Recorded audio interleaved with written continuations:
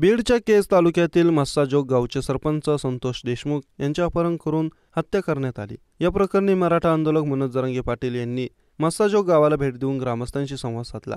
संतोष देशमुख यांचं कुटुंब उघड्यावर पडले असून त्यांना न्याय मिळणे आवश्यक आहे। डाग लागून घेऊ नका, लेकरांना न्याय द्या अशी मागणी मनोज जरांगे पाटील यांनी मुख्यमंत्री देवेंद्र फडणवीसांकडे केली आहे। आरोपींना फाशीची शिक्षा झाली पाहिजे असे जरांगे म्हणाले। मनोज जरांगे म्हणाले, डाग लागून घेऊ नका, लेकरांना न्याय द्या, आरोपींना फाशीची शिक्षा झाली पाहिजे। संतोष देशमुखांच्या लेकरांनी कोणाकडे पाहायचं? आज त्यांना त्यांचा बाप दिसत नाही।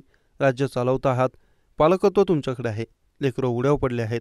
आरोपी पकडणे, कोणाचे निलंबन करणे या अतिशय साध्या मागण्या आहेत। मराठे आहेत म्हणून न्याय देणार नसाल तर ही मुख्यमंत्र्यांची राज्य चालवण्याची चुकीची पद्धत आहे। आरोपी फरार आहेत याविषयी बोलताना मनोज जरांगे म्हणाले, आरोपीला जात नसते, मारेकरी हा मारेकरीच असतो, त्याला डांबलेच पाहिजे, फाशी झालीच पाहिजे, त्याला जातीचा संबंध नाही।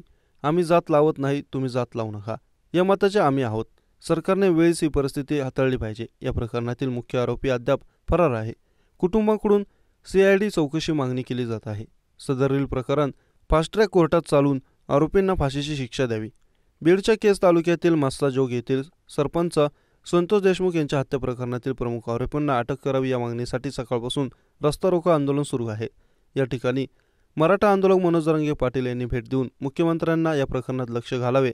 सर्वजण संयम पाळत आहेत, परंतु जो प्रकार झालाय तो निंदनीय आहे।